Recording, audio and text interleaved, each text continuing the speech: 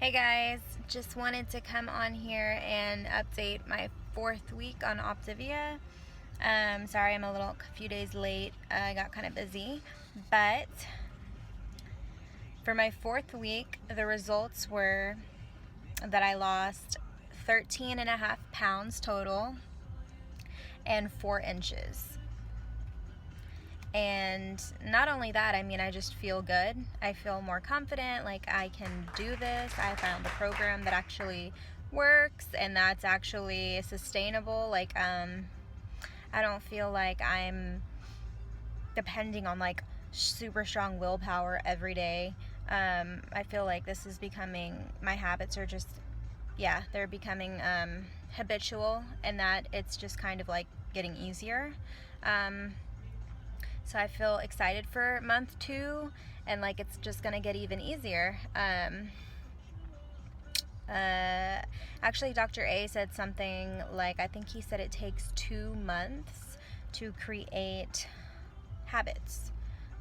For your habits to just end up kind of becoming habitual and automated, like automatic choices that you make on a daily basis. So 2 months. I finished my first month and I'm going on 2 now, so yay. For this video, I want to go over element 6 in the life book.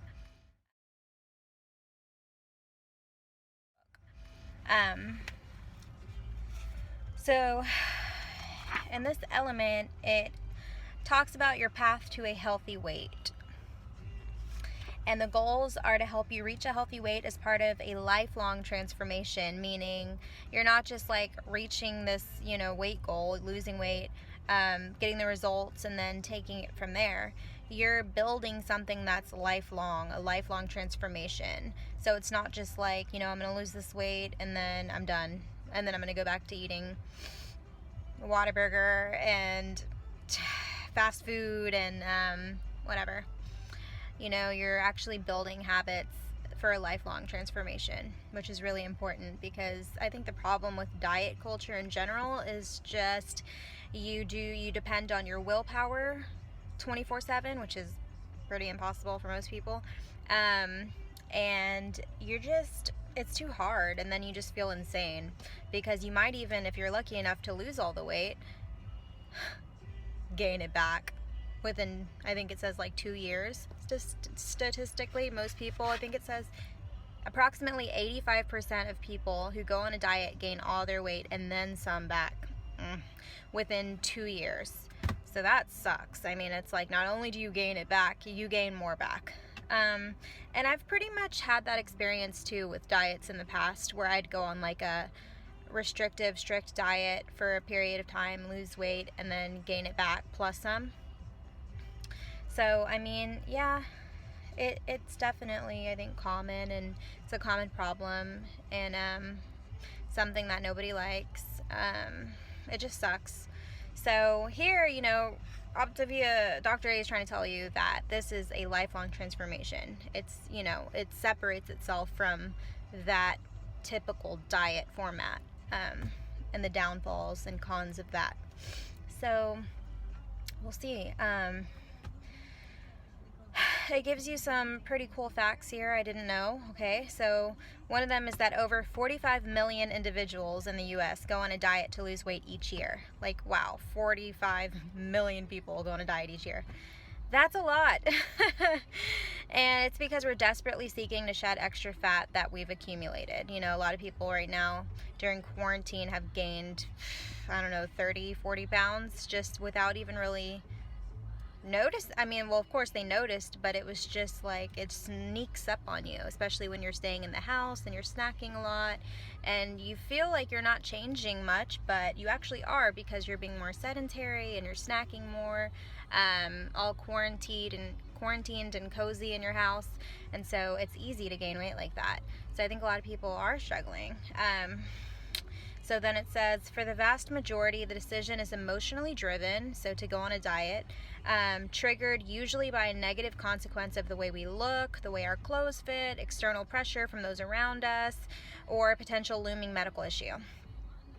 Feeling bloated, tired, and unhappy, most run to the latest weight loss fad and start what has become a series of attempts to get rid of their belly fat.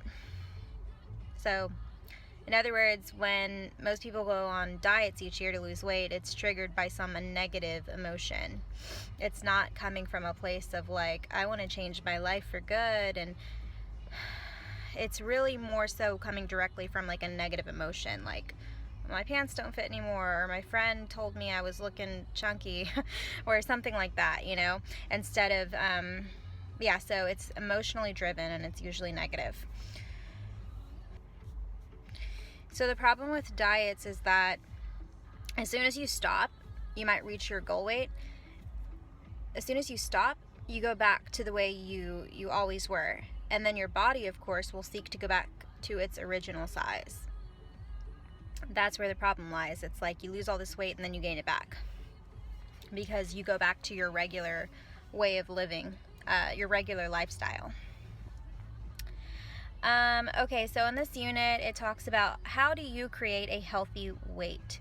Okay, so the answer is really embedded in the question. You create a healthy weight, and that is what we are going to start doing for you. Okay, in fact, the creative process will be at the center of all key aspects of your transformation. So a structural tension chart to focus on what we want to create. When we then determine the secondary choices that will take us to our desired outcome. We use the habit loop daily to install our new choices and build the new behaviors that result in our improving health and well-being. And to leave nothing out in the big wide world that can catch you off guard, we have prepared you for real life getting in the way and have given you some skills and tools to work on to help you manage your emotions and environment in a progressively skillful way. Weight management will be a byproduct of a simple baby step approach to creating overall optimal health and well-being. It also outlines the different phases of weight management. So it goes through 4 phases.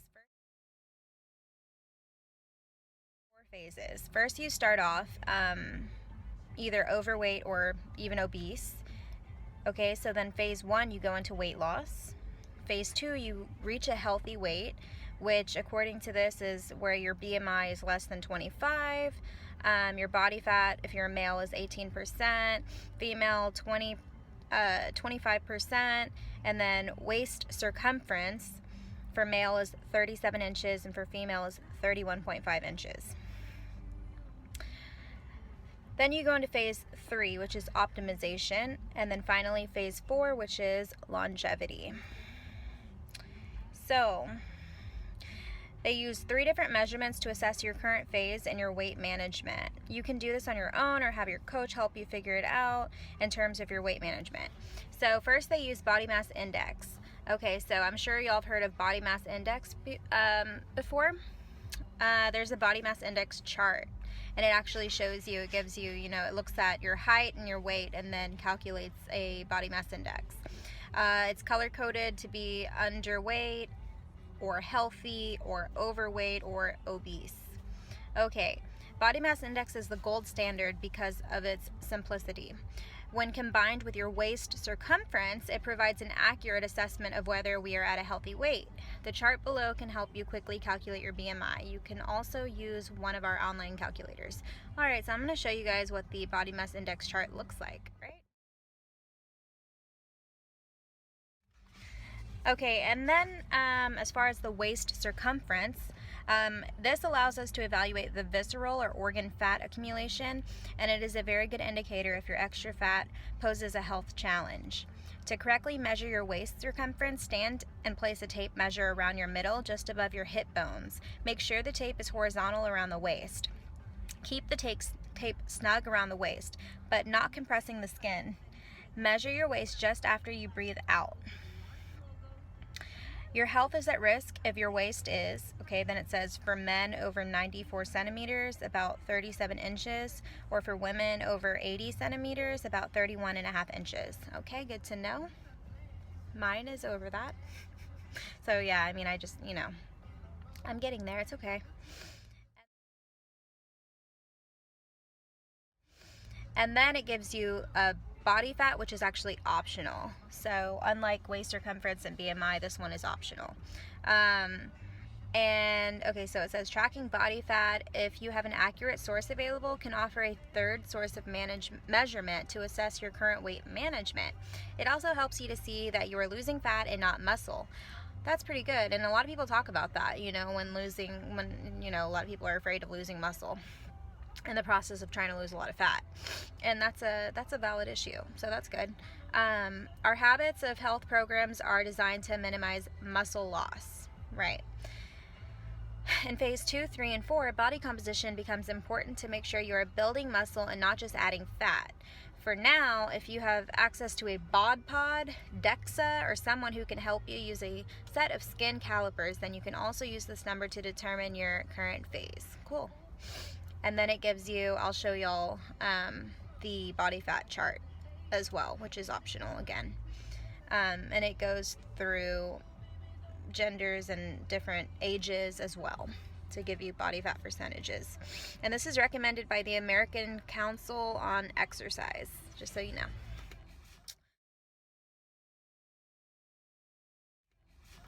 All right. So basically, you know, you figure out which phase are you in currently based off of those, you know, measurements, your BMI, your waist circumference, and your body fat, which is optional. And then you kind of figure out which phase you're in, your current reality, and where you want to be. And then you get into that phase of weight loss, which is the phase I'm currently in, weight loss phase. And then, like I said, you go into other phases, including healthy weight, and then optimization, and then finally longevity, which it sounds cool. It's like in the third part of the book, once you have optimized your health, we'll explore the things you can do to create ultra health. It's like, ooh, ultra health. And potentially live a longer, healthier life. So that's really cool. And I think Dr. A said, like, statistically speaking, males have a longevity of 80 years old, and females have lifespan of 85. Of course, it varies. Like, my grandpa's 81 right now, so I mean, it's not like that's set in stone, but that's just kind of a prediction. So that's cool that you could actually get to the phase where you're like working towards ultra health and just have the potential to live longer and healthier. That's really nice. It's not just about looking good, it's like actual health, which is very good. Okay, so then he goes into talking about creating your first structural tension chart for weight management. So the example he gives us for the structural tension chart for weight management is, okay, so it has a current reality part, and then a secondary choices part, and then finally a desired result. So for the current reality, they put overweight, 195 pounds, muffin top, 35 inches on your waist circumference. Then the secondary choices are, they listed portion control, 6 meals a day, eating breakfast every day, low glycemic carbs only. So it's not no carbs, it's just you're making the choice to do low glycemic carbs. And then a lean and green per day, which is a healthy lean protein as well as healthy servings of vegetables. And then 8 glasses of water daily. So you're staying hydrated and you're getting your water in. And then the desired results is that you're healthy, your weight went from 195 to 175, and your waist circumference went from 35 inches to 33 inches. So that is an example of a structural tension chart.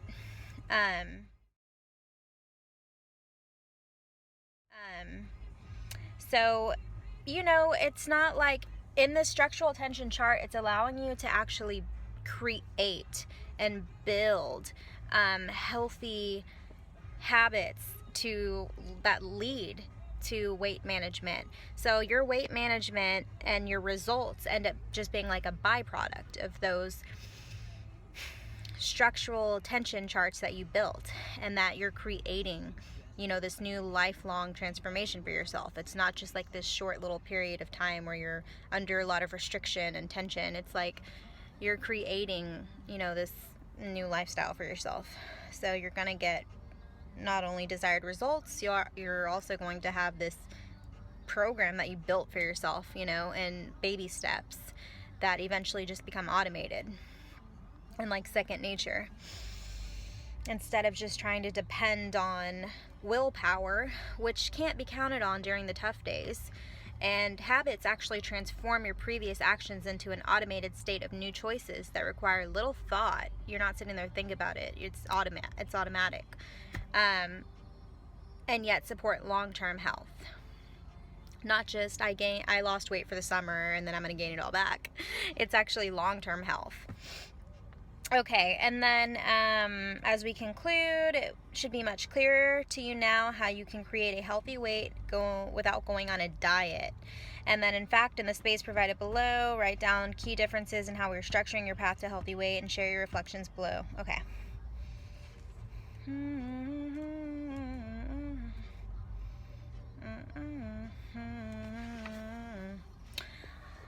All right, so that was my update for week 4. I hope you enjoyed it. I should be getting my new box in pretty soon. And once I do, I will do an unboxing video for you guys. And I can't wait to start month 2. It's been good so far. I'm 13.5 pounds down, 4 inches down, feeling good, feeling confident, like, hey, I can do this. This doesn't feel like any of the diets I ever did in the past. This one's very doable, and it feels truly like a new lifestyle. I don't feel like I'm on a diet, per se. I feel good. I have a lot of energy, sleeping good. Yeah, and I am getting results as well, which is awesome.